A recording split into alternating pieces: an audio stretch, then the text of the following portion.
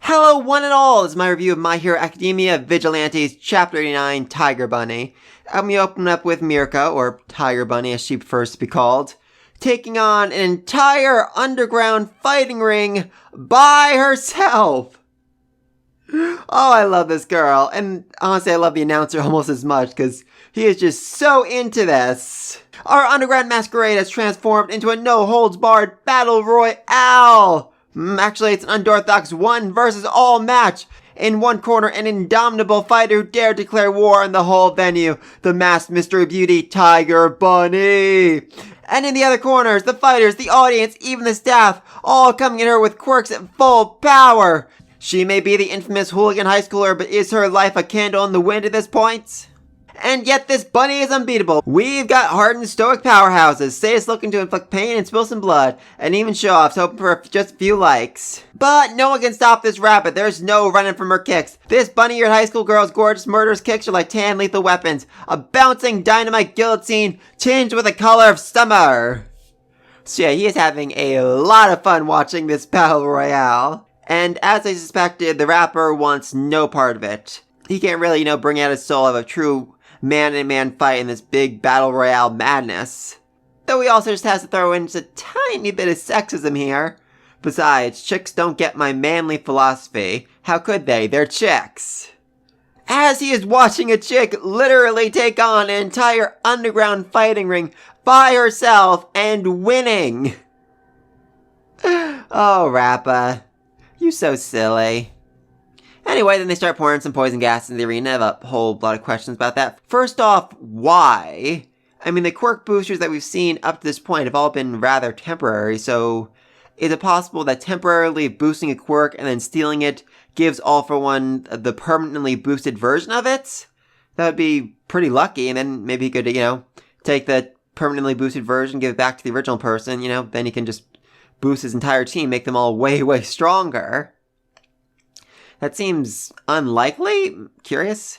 I mean, secondly, maybe he's doing this just to see which quirks are the more powerful ones, which ones have the better effect, which ones are something he thinks he could have a use for down the road. And thirdly, maybe this somehow messes with the connection between the soul within a quirk and its user, because, All For One explained in a recent chapter that he sees all the people he's killed, all the people whose quirks he's stolen in his dreams. Maybe by boosting them, maybe making them go crazy before he steals them, they don't appear in his dreams.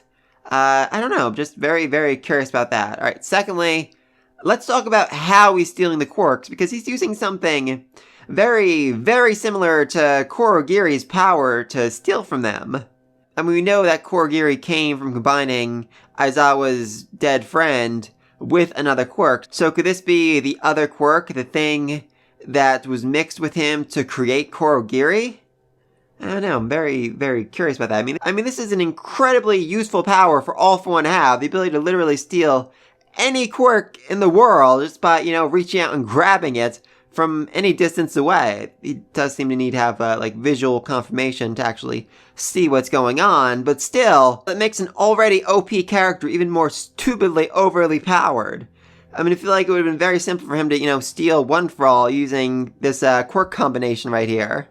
Anyway, so moving on, O'Clock saves Mirko right before her quirk is stolen. So in a way, O'Clock is responsible for number, 3 or 4 hero in all of Japan existing, and for all the lives that she has saved up to this point.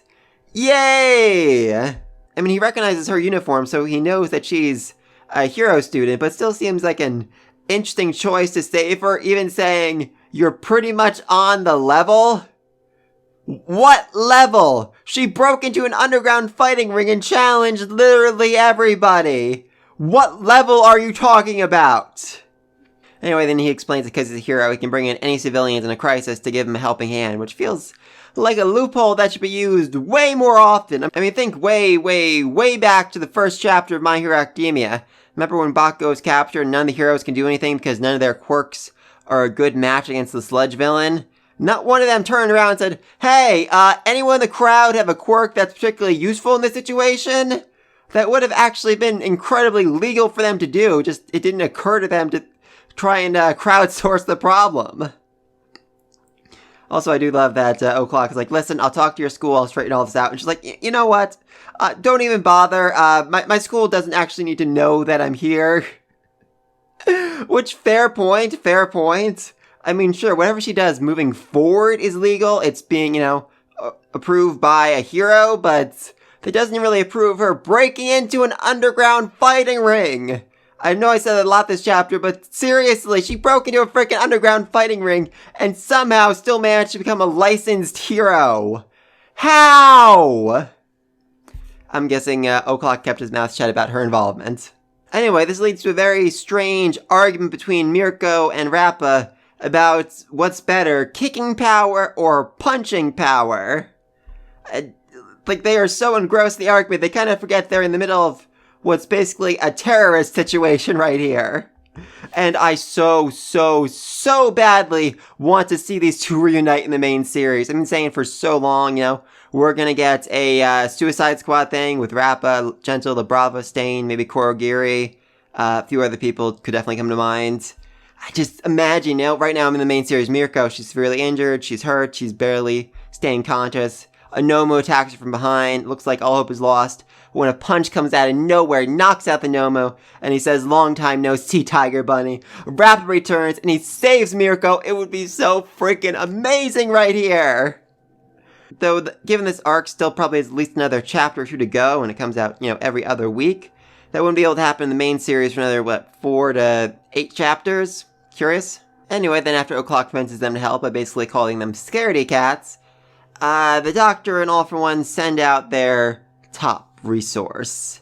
And there is a lot of debate over who this guy is. A lot of people online are saying 6, but it doesn't really make a whole lot of sense given that at this point 6's only ability would probably be hyperspeed regeneration. Without O'Clock's quirk, that's all he has to him. So that wouldn't really be like a good match against, O'Clock, Mirko, Rappa. But again, 6, Rock, O'Clock 2, whatever you want to call him, his name is number 6. So there should be a 1 through 5 before him, as well as a 7 and 8. 9 would either be 9 from the movie, or someone on the My Hero Academia Reddit page pointed out that the B user had the kanji for 9 in her name, so either of them could, take the role of 9.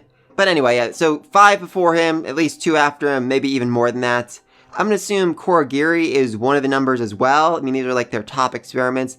The best of the best. These are, probably the 10 greatest creations that All for One the Doctor ever made. The number series, the best of the best. So then this one would realistically probably be, I don't know, maybe 4 or 5.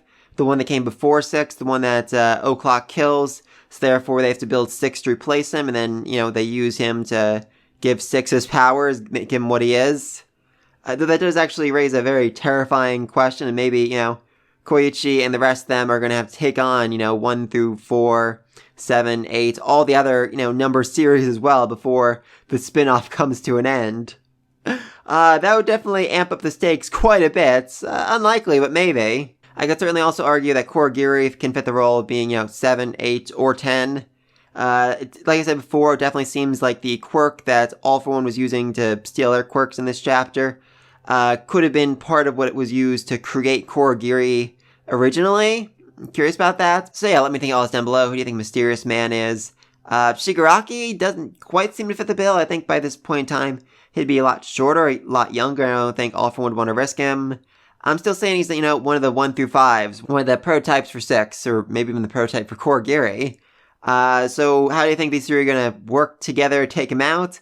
And do you think that Mirko and Rappa are going to reunite in the main series? Because I so badly want that to happen right now. Oh, that'd be amazing. That'd be absolutely amazing. But let me think all this down below.